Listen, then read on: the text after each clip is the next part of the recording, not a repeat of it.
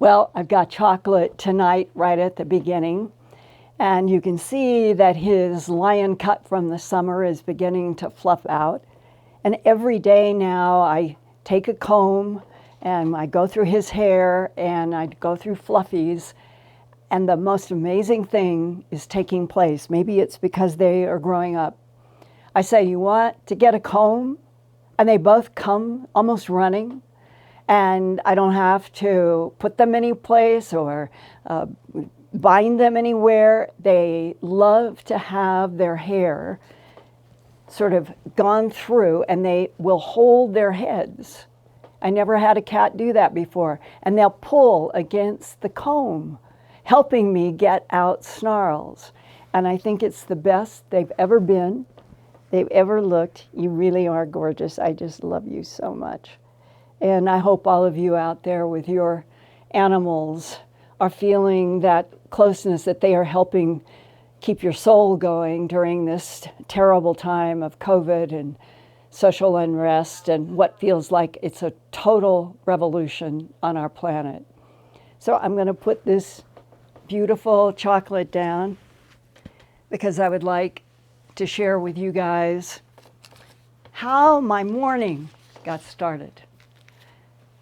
The buzzer went off at 7:30 and I'm looking at my iPhone and I'm seeing big all caps across the middle.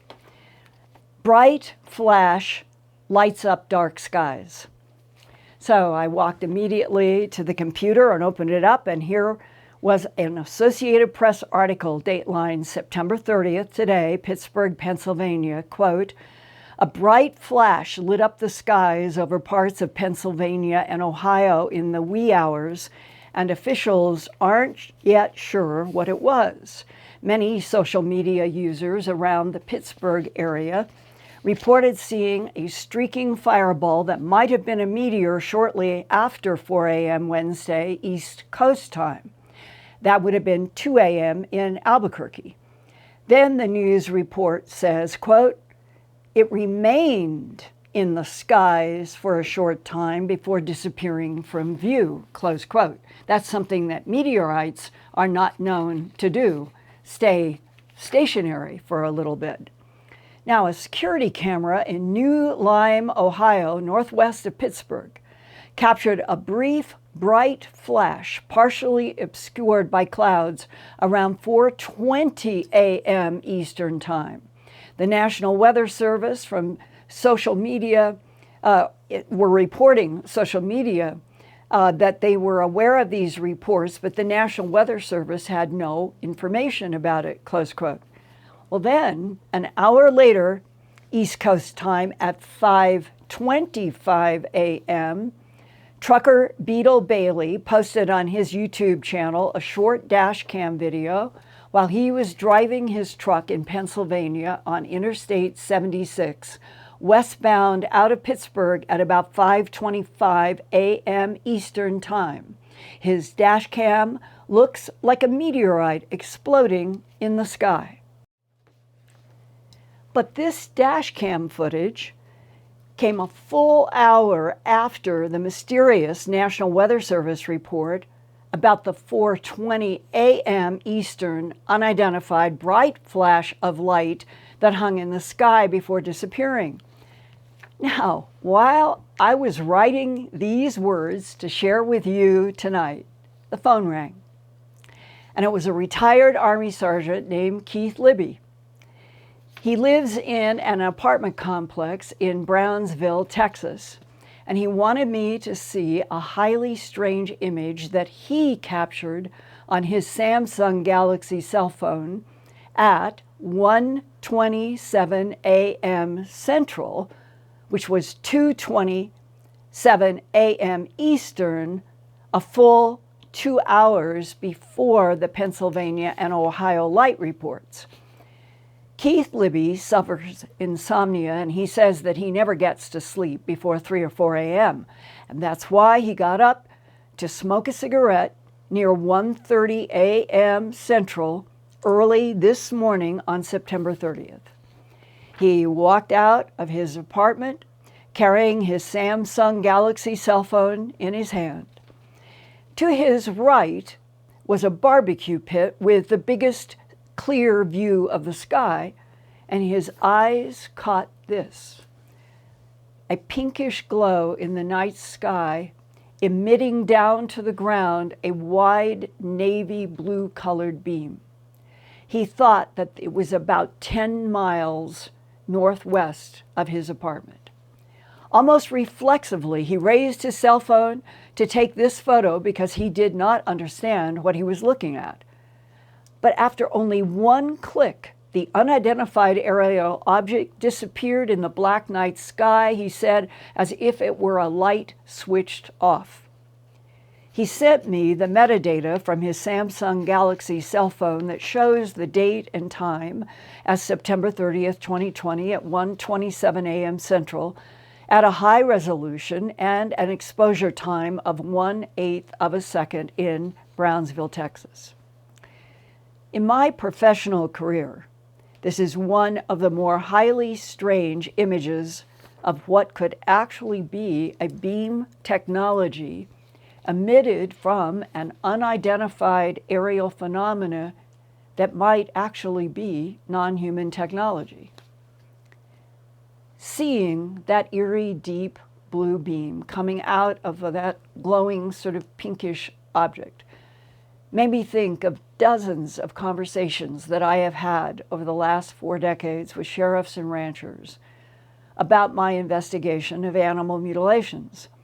In fact, my third book, Glimpses of Other Realities, Volume 2, High Strangeness, has a chapter entitled Light Beams, Discs, and Animal Deaths, and begins with this quote: "All of a sudden, this light beam came down from the blue base of a round, lighted object in the sky, a kind of milky white light that I could see right through. And it came down and surrounded the cow, and the cow started to levitate. The cow went stiff, and its head popped up, and its eyes were wide open, and its tongue was sticking out. And it went up in this beam that he is seeing." And those are the words of Timothy Fint, certified medical assistant in Portland, Oregon, who watched a cow beaming up from a pasture on August 29, 1987, and gave me permission to use his story in my Glimpses Volume 2. And it makes me wonder, is it the same beam technology today being used in France, England, Sweden, Argentina, Oregon, and Kenya, Africa, in the horse and cattle mutilations now being reported again with bloodless excisions and no tracks around the body? The latest count in France on horses is over 185. I'm beginning a new Earthfiles report now in my series Earthfiles News, www.earthfiles.com. And tonight I want to share with you part 1 of the recent Kenya, Africa case. The location is in the world's single largest tea plantation that grows on gently rolling green hills in Kericho, Kenya. The huge tea plantation near Kericho is in the Kenyan highlands, where on Thursday, September 24th, 2020, which is last week, farmer Z. Paul Keegan woke up at 6:30 a.m. local time to go milk his 7 cows. He was shocked to find his 10-year-old pregnant cow lying dead with a clean, precise excision in her vaginal tissue from which the unborn calf had been removed. You can see here, there is no blood, there is no fluid anywhere on the cow or on the ground. Keegan told the Kenyan news agency that he woke up on Thursday, September 24th at around 6:30 a.m. local time to milk his 2 dairy cows. And he said, quote, "I was in a rude shock when I found my favorite cow dead. If these are people, they are evil that mutilated my pregnant cow, and to my surprise, there were no signs of blood in the immediate area or around its wound. We slept soundly, and it disturbs me as to why we failed to hear any sounds coming from the cow pen during the night where I keep my 7 animals. Keegan, who has 5 children to feed, said that the dead and mutilated cow produced 10 liters of milk every day, and he had expected her to give birth in another week. He told KNA, which is the Kenyan news agency, that her death, quote, was too much to bear since he sold milk to generate income to sustain his family, close quote. The farmer wants police agencies to investigate as fast as possible to find out who or what would do this in a livestock farming community where the animals are their only source of livelihood. He stressed that there were no signs of blood and that he couldn't believe that he couldn't find any fluid on the ground and no footprints on the ground, no signs of struggle of the cow on the ground. The Kenyan news agency talked with the police security area assistant chief, Lily Cheratik, who said this is the first animal mutilation to have happened in her jurisdiction. Another local authority in the Bareti Sub-County Police Commander Office for Felician Nafulu, he asked the public to volunteer whatever information they could to help the investigation of the highly strange and disturbing cow and unborn calf deaths. From my investigation of bloodless, trackless animal mutilations beginning from back in September of 1979 to date, what has come up over and over has been the question, could lasers be used on the cuts? Because they are so clean, they are bloodless, they are dry, the excisions appear dark, and they feel harder than the normal tissue, almost like plastic. In fact, pathologist and hematologist John Altschuler, MD, confirmed in more than 30 cases between 1989 and 1993 on tissues that I was able to go out from mutilated cows, collect, and bring back to his lab, that in those 30 cases, the excisions had been cut with high heat. Plate 17 above shows normal cow collagen, the fibrous constituent of connective tissue. Plate 18 shows cooked hemoglobin along the cut in the belly of a cow dead and bloodlessly mutilated in Hope, Arkansas in 1989. These images and dozens more are in a large chapter of my book, Glimpses of Other Realities, Volume 1, Facts and Eyewitnesses, first released in 1993.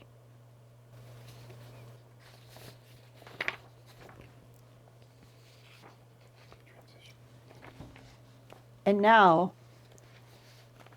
I'm going to transition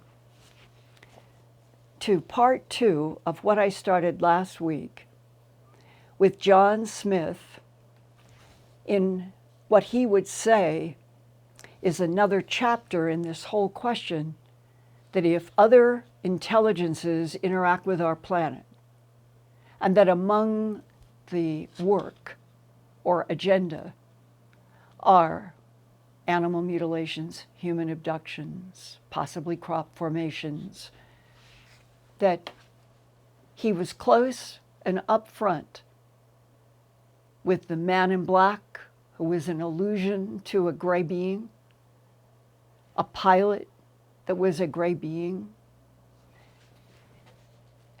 that he could see eventually through the allusions to the real gray being. And where we left off last week, I now want to go into part 2 of a discussion that John Smith had briefly with the elusive gray that had been the man in black. I'm standing up behind the pilot. The gray man points to another screen he told me to watch. We're looking at the Earth and the screen, and He points to a spot and said, that's where we just came from. Steve had been sleeping there. I said, where are you from? He said, here, which meant Earth. I thought, how can you live on Earth and not be seen? And he said, we used to go in at the ends, and now we go in through the water. We used to go in through the ends, would be the North and South poles, and now we go through the water.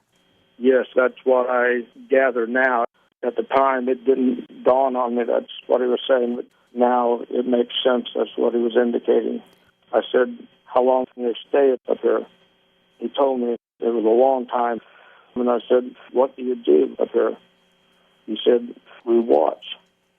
And I thought, like they were guards watching out for us. And I said, thank you. And he said, oh, that too. And then I realized they didn't watch out for us. They were watching us. And that alarmed me. When he said, we are watching, did you get any images in your mind's eye? Symbols, movie pictures?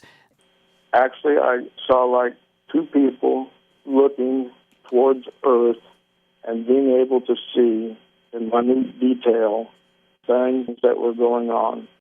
And when you say minute detail, you mean that from someplace up in space in this UFO, that you could see people very close on the Earth? Yeah, just like when I had the feeling that when they were way up there moving, they could hear us talking, and they were watching us, watching them.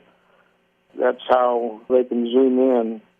And as you got that impression and you had that image in your mind's eye, are these all grays? Yeah, that's all I ever saw. Did they have large black eyes? All of them? They had large eyes. I don't remember the eyes being black, but they all looked the same, except it seemed like the gray man I was with and the pilot, they were more greenish gray, and what I thought were creepy-looking kids, I thought they were more yellowish or a more pale tan or something. And the gray man in black, who had the black hat on and the black clothes, did you get any impression from him or the pilot telepathically about why they were watching the Earth? They said, we watch. And could hear humans? Yes, absolutely. They knew what was going on. Also, I asked about God. I was expecting something, I don't know, like, yeah, we know him well, or no, there's no such thing. It wasn't a definite answer. Yes, there is, or no, there's not. What did you feel like at his answer? It was just kind of a letdown. And on Earth, it is so complicated because there are so many different religions with different beliefs. Yes, God is God, and it doesn't matter what religion you are as long as you believe in God and do the right things. How did you get back to Earth? He asked me if I wanted to go with them, stay with them. And I said no. He said, why not? And I said, it would upset my dad real bad if I just left. And he said, well, we could just take you. I said, my dad would find me. And he said, you really think your dad would find you? And I said, yes. And he said, why? And I said, my dad would find me because he loves me. And for a split second there, I had the feeling like he didn't realize love is so strong. My dad would do anything he could to find me. In that discussion about your dad coming to find you because you were at age 14 convinced that your father in his deep love for you would go into outer space to find you and bring you back to Earth. That was the way you felt. Yeah, that's the way I felt. Did you have any impression telepathically from the man in black about reaction to the word love when you said, my father loves me. Yes, I had the distinct impression that he didn't understand the feeling, how strong the feeling of love is, that you would go to such trouble to find a missing child. I just felt like he didn't understand the power of human love, how strong it is. And that right there may be the bottom line division between Homo sapiens sapien humanity and the non-humans that interact with our planet. That's absolutely right, yes. Do you have any gut sense today on September 21st, 2020, about what could be coming to the Earth in relationship to extraterrestrial biological entities? No, but I had the feeling that they were not in any way intending to harm us. And I have seen the shows where people say we need to prepare to defend ourselves from them. We don't have anything that could defend ourselves from these people if they wanted to attack us. And if they wanted to take us over, they could any time they wanted to. I just don't think it would be a good idea to try to harm them. The complexity of the chessboard that we are in, about other intelligences that can be cohabiting with us on our planet, out through the solar system, out through this zone of the Milky Way galaxy and beyond. How complex is the chess game? I thought I would share with you tonight, after hearing John Smith and his poignant, in a way, bringing humanity down to one word that I would say grows into two, that our greatest gift, our greatest strength is being able to love, and that love comes from the soul that is the unique animus of Homo sapiens sapien. That's my own personal point of view. But the complexity of what is on this planet, in addition to Homo sapiens sapien, is beginning to come to me in things like, this is only 1/3. It's a 750-some PDF that came to me from a source I don't know.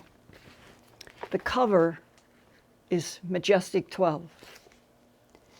It has what I think are some real, true discussions. It's as if it was written to be a discussion paper, and then it was written in an odd way in double columns, almost as if this ever leaked out into the world, just the construction of these hundreds of pages of dialogues about extraterrestrial biological entities, Earth, humans, power brokers, Space Force, plans to Mars and beyond. It's all in here. And right now, I just wanted to share one brief paragraph. I hope to do more on this as we have our Wednesday gatherings. It's huge and complex, as I ask about the chessboard. And it's difficult to hold because this is just a bunch of pages that I put together with a clip. But here is, and it'll be of interest to all of you who have seen my documentary, Antarctica, Alien Secrets Beneath the Ice.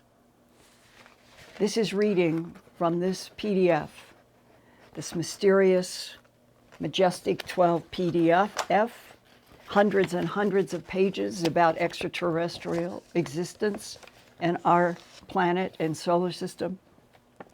And it's like a dialogue. Question, answer, question, answer.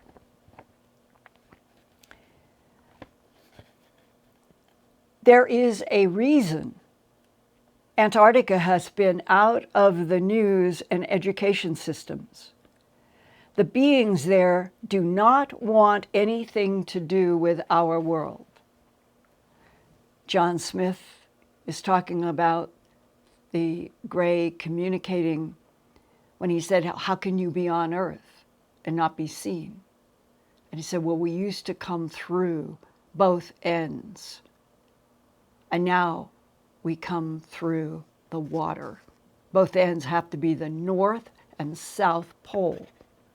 The South Pole is where I have operated for the last 4 or 5 years as having an entrance to this huge, vast underground architecture that the Navy SEAL Spartan 1 walked in 2 miles down under the ice.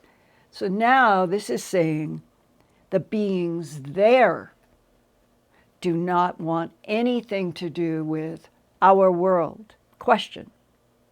But it would be interesting to know what was found there. Answer.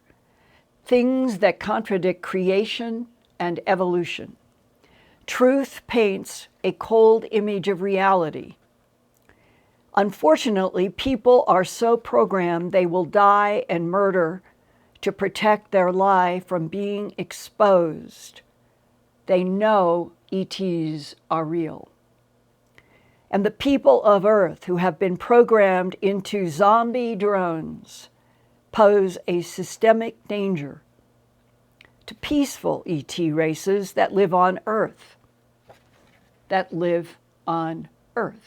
You've heard me for 3 years in the Earthfiles YouTube channel talk about that December 1999 meeting that I had 7 hours with an analyst for the Defense Intelligence Agency who was retiring. And he gave me this geophysics lesson about how there were at least 3 competing civilizations. And some went down below the basins of the oceans and the seas, literally into huge caverns, not where the water is, but into huge caverns that are down below the basins and the seas. And that the Greys like to be based inside of mountains. And that another group, the reptilians, liked it hot, and they went into underground tunnels and facilities in what we call the Middle East. And that was a landscape painted for me from him. This says,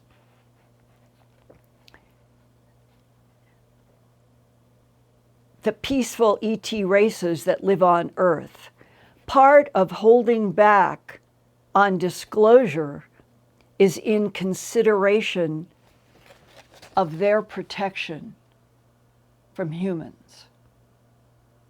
It's a slightly different slant, but these thick pages, at which I will do more in the future, they are a revelation. I think there's a tremendous amount of truth, and I actually do think that upon reading those words, that I thought, yes, if I were honest with myself, that I have often wondered if part of the reason for some of the invisibility and the holograms and the seemingly an obsession with being invisible on our planet could relate not just to an embargo or political gamemanship, but because humans might be a threat to some type of the non-humans. But no matter what all those truths are, the big issue is why are 1, 2, 3 or more civilizations here? And why are we on the surface? I wanted to finish out a sort of round of stanzas. These are words that I wrote in 1998 as I was finishing up Glimpses of Other Realities, Volume 2. And when I read them today, I thought, I think it's more true now than when I sat writing these in 98. The full scope of the game board in this universe for souls, spirits, and bodies of humans, extraterrestrials, angels, time travelers, might be beyond human ability to understand. One scientist in New England who has also been abducted by gray beings who repaired his heart told me that he was shown holograms that depicted a series of universes in pairs, mirrored images, each the opposite of the other, from the subatomic to the macro. Our universe is paired to another one too, he said, which is completely the opposite of this one. There, the skies are glowing white with dark suns, colors are indescribable and iridescent, and time flows to the past. Here, it flows to the future. In the universe next door, according to him, time goes to the past. You could pick up a glass and throw it 1,000 times, and you could never break it there. Like a conveyor belt, at the moment of death in our universe, we move through a tunnel into the mirror universe where it is all light. There, time moves to the past and souls return back here, like a conveyor belt. The two universes are bound through the recycling of the souls. The moment of death here, the soul goes into a universe of light and opposite, goes through some period in which it would remain a baby, you would think, but grows up and then comes into this universe, and that they are bound together. Perhaps the unique isolation each human feels and the peculiar melancholy that a dark sky filled with stars can evoke have something to do with knowledge buried in our genes and our souls, a sensing of ancient intimacies with other beings and other worlds. Now, in this time of revolution closer to us than ever in the last many centuries, when the whole world will know we are not alone in this universe, our greatest challenge as a species will be to stand up unafraid before the old lords and watchers.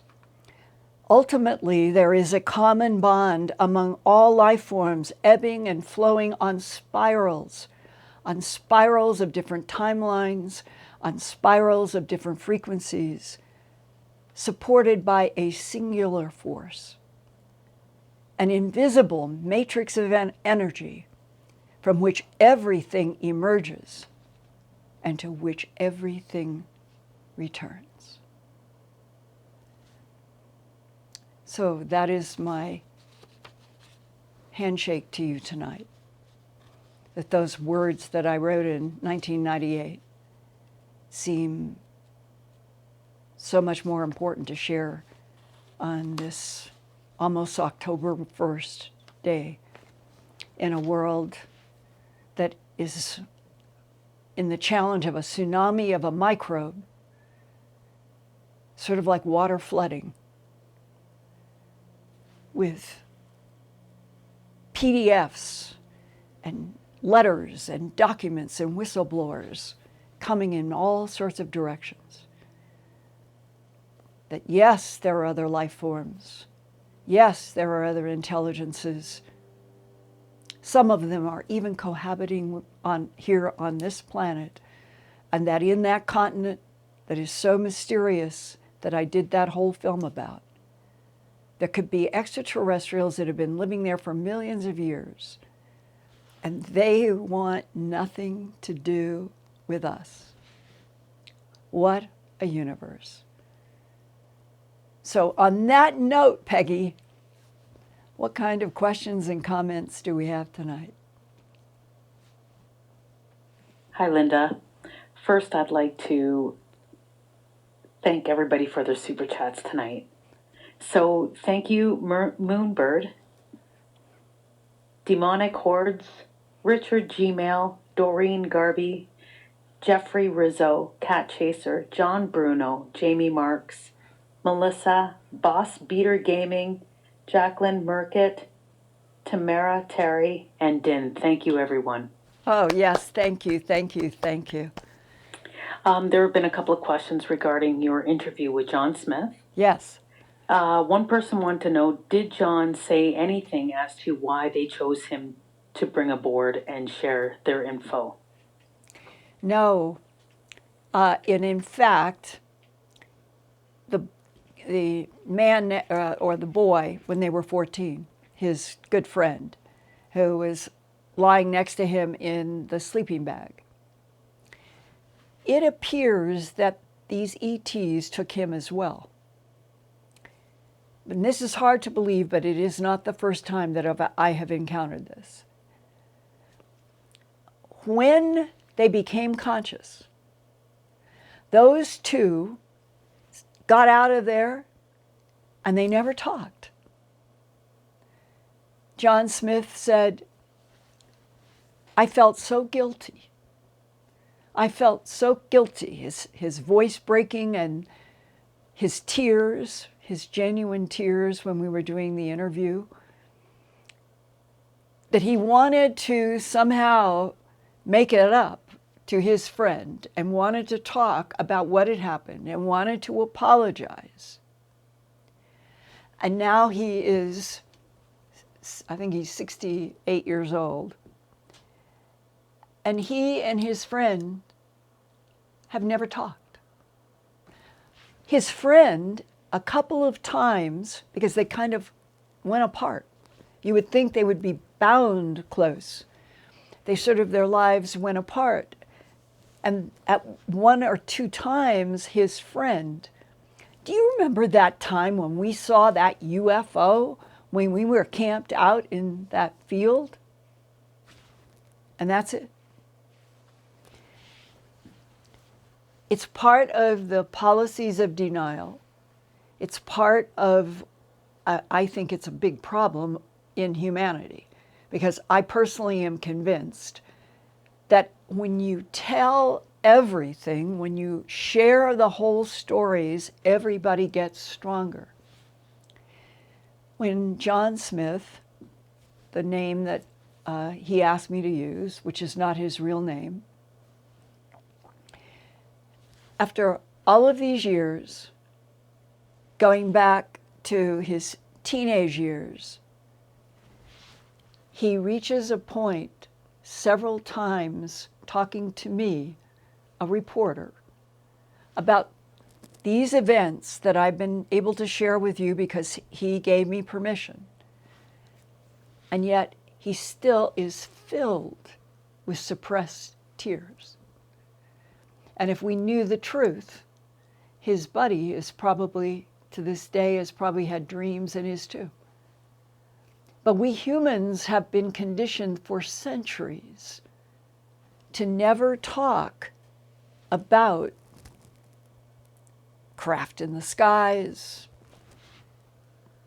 ETs, other life in the universe, doesn't exist. Elders have said we are the only intelligent life form in the universe, all of those things that have evolved through the centuries. And so tonight, I felt that when we got into that section in which it surprised me when he said, and I asked the man in black gray about God. And he doesn't remember the actual answers that came into his head telepathically, except that he was let down. And he and I talked as person to person, that implies that being let down, that we would want to hear from other intelligences that they too had a relationship with the divine field, with God, wanted light, wanted life. And yet, he knew as a 14-year-old that when he was asked that question, would you like to go with us?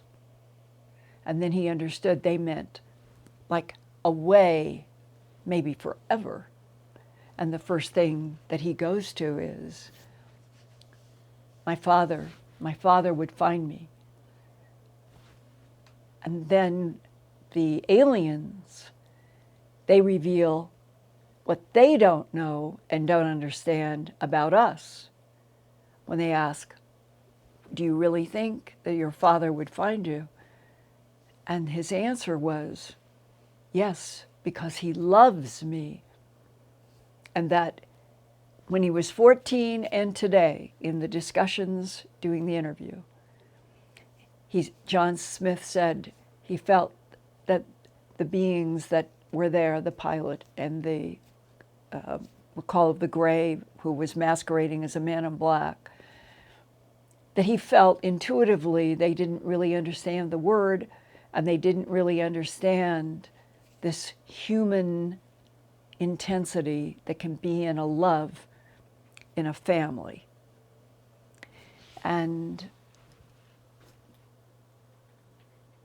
having said that, a further irony is that John Smith and his teenage buddy have never gotten together to cry, shout, scream, whatever they would feel like, to talk about being taken in a craft that they both could see by beings that were real and tangible, communicating with them telepathically.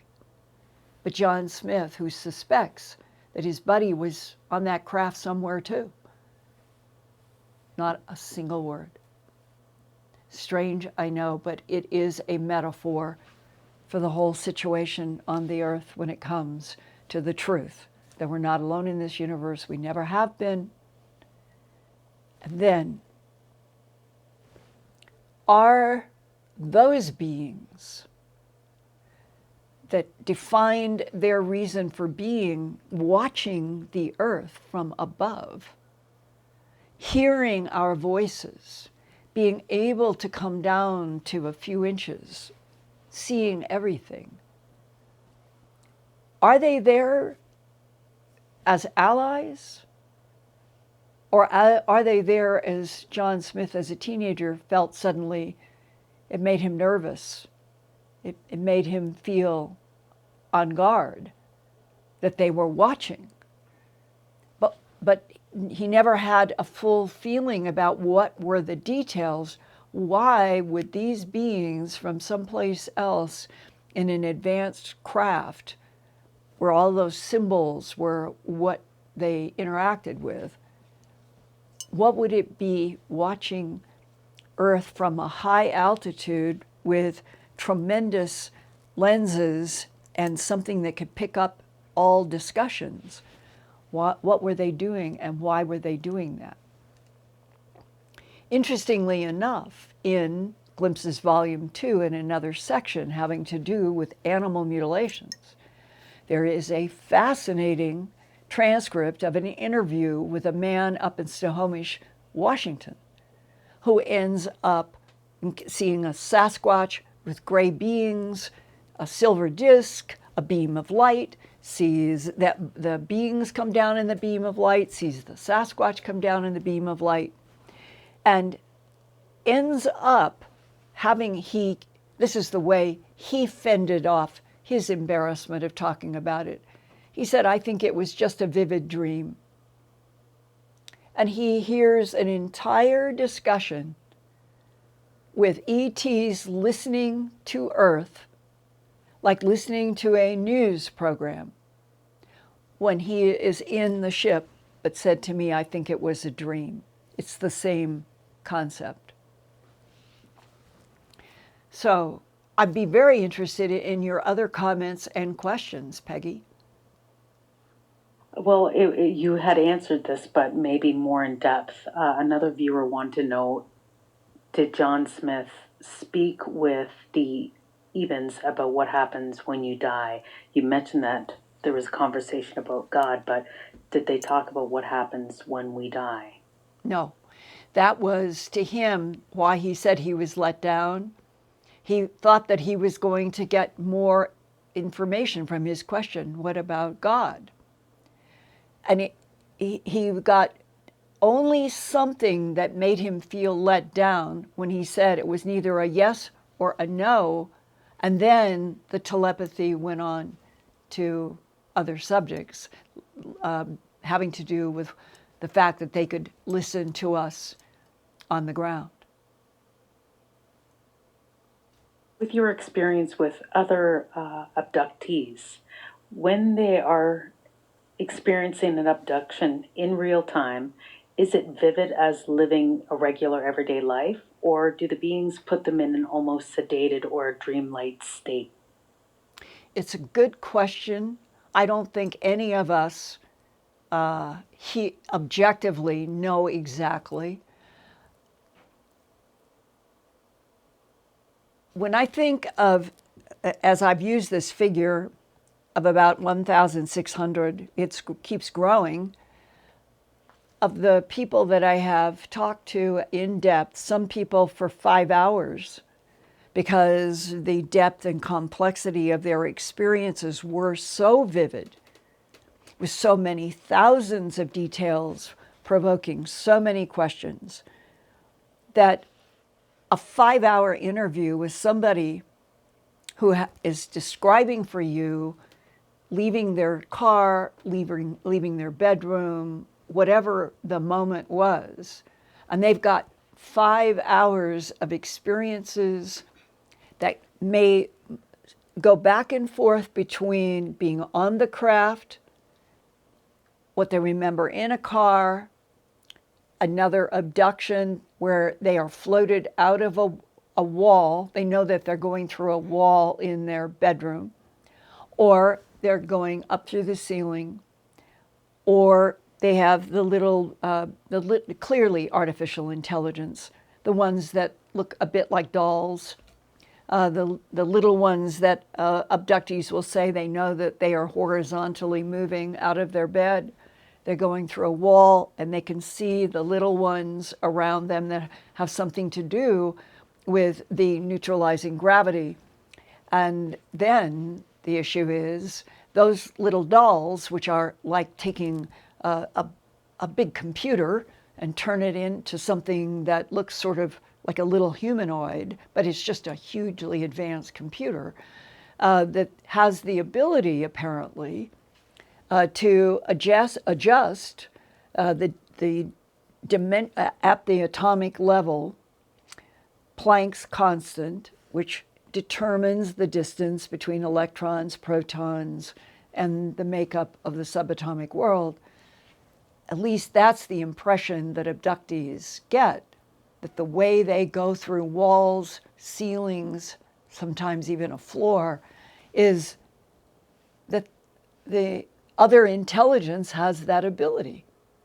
And when you think we are so much space, there's so much space between the atoms of our matter, that if you can adjust it just a tiny bit, you could easily move matter through another dense matter if you knew what you were doing with rheostating Planck's constant.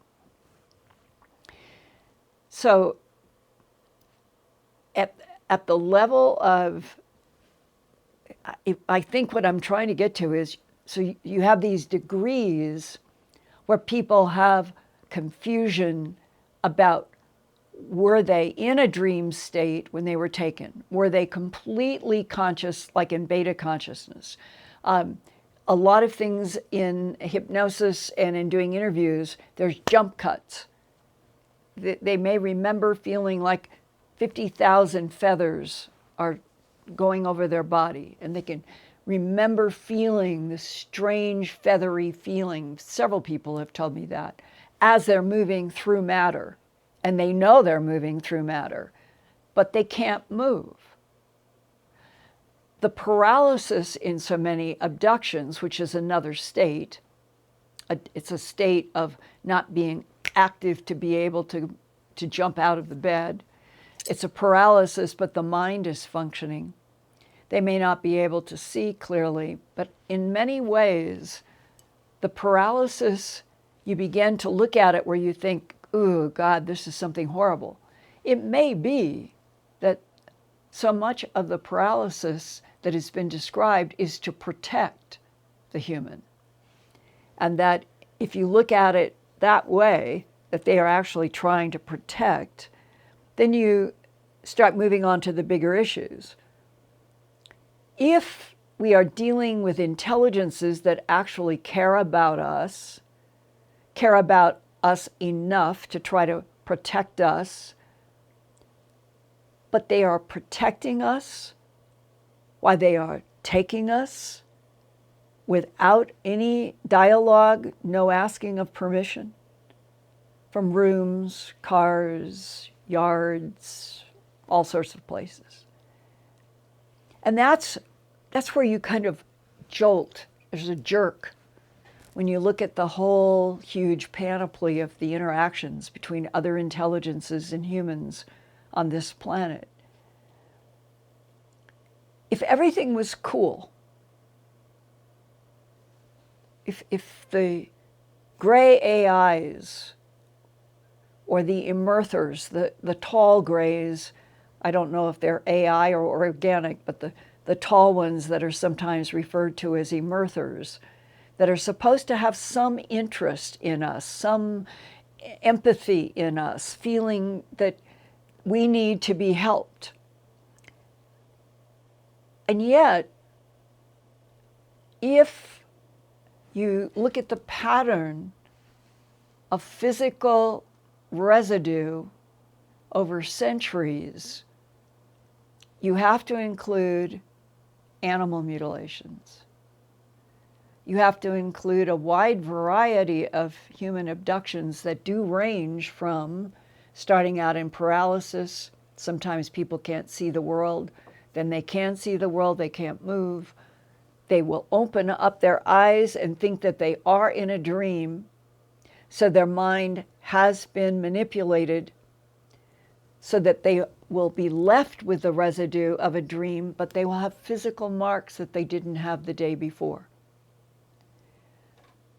The extraction of sperm from men, the extraction of eggs from women, all of it adds up to that. I think you have to face this as a reality, that the surface life of Earth is harvested. And in those harvests, Earth life is providing something to other intelligence. And then we're at the hardest part. What is the truth about agendas?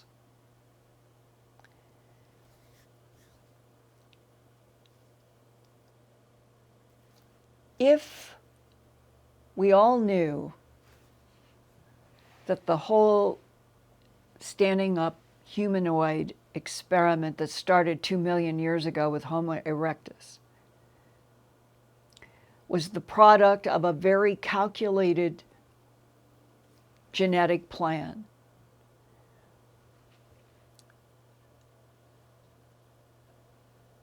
was the plan from the beginning, that's gone over 2 million years, to have a smarter, more capable doll computer? Because the dolls are definitely computers, the little ones. Did they suddenly have a need to have something that was more interactive with planet Earth? Is that why we're here?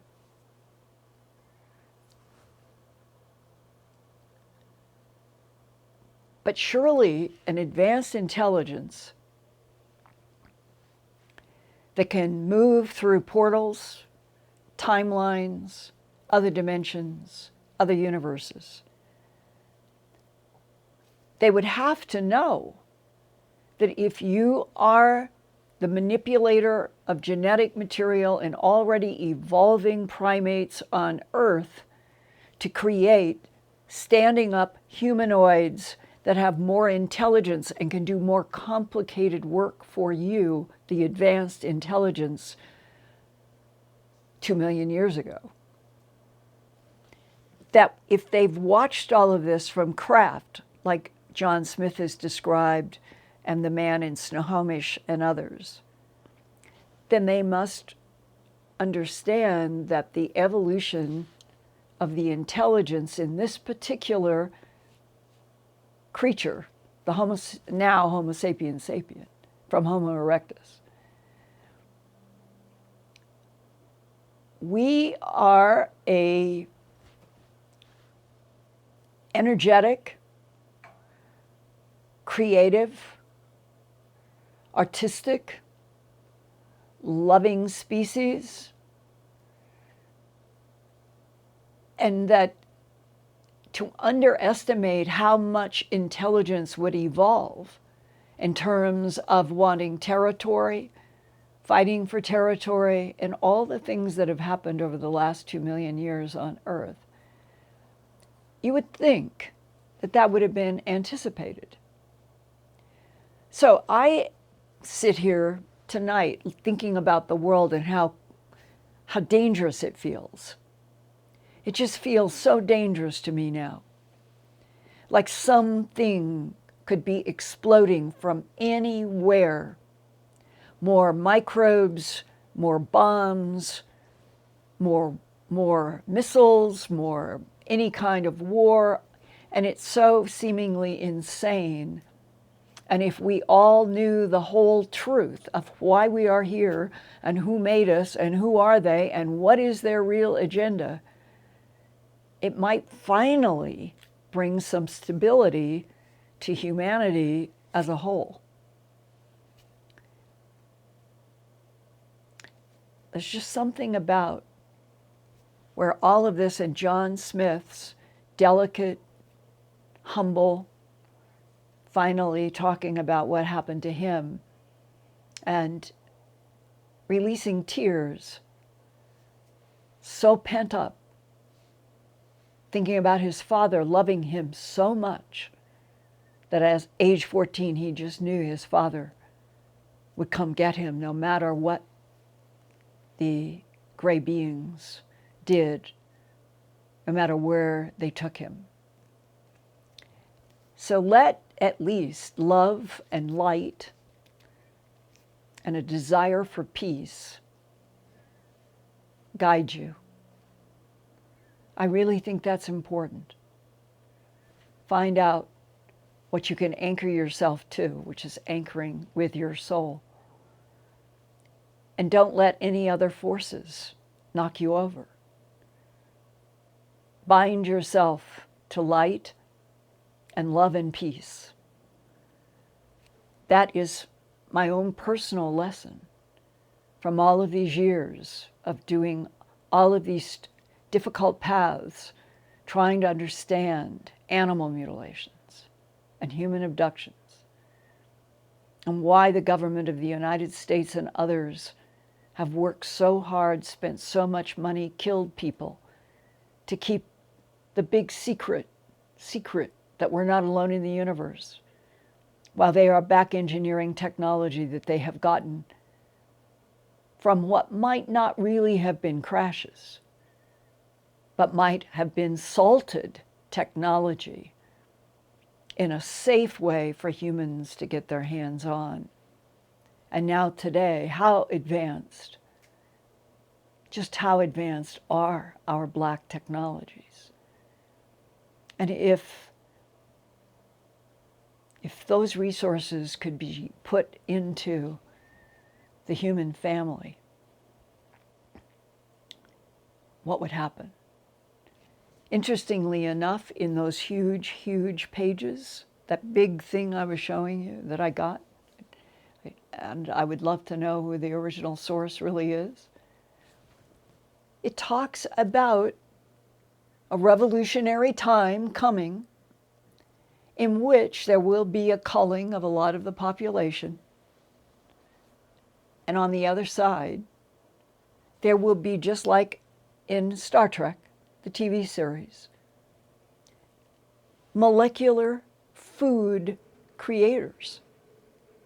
Technologies that will make food, and you won't have to have cows out in pastures putting methane in the air, you won't have to have live animal deaths. It will all be made in molecules.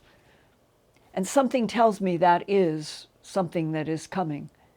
That the revolution that we are in 2020 going forward, in another 15 years, this planet, if we could see it, maybe we wouldn't even recognize. But I don't know. Nothing about this scares me. It intrigues me. It encourages me to keep trying to read and as much as possible and talk to as many military whistleblowers and John Smiths as I possibly can. That the more we can all learn, and that's where I come in to you, sharing what I'm learning, then maybe that will help us get through what could be a really, really, really rough time for the next 3 to 5 years. And to face those years, not afraid, but bound by following love, light, and peace. I pray that for all of us. I guess I'm at the end, and I want to thank you for all provoking me at some level to go into all of this with a few questions on this show. But I hope that you will let me know if you thought that this show and this information and the John Smith 2-part lands someplace in you that gives you hope. That's what I feel we all need. And that I promise you, next week, Peggy, I will definitely take more questions. I love you all. We are in a strange time, in a strange planet, in a strange solar system, in a strange universe. But we are learning so much. What could be more exciting? Digital hug. See you next week.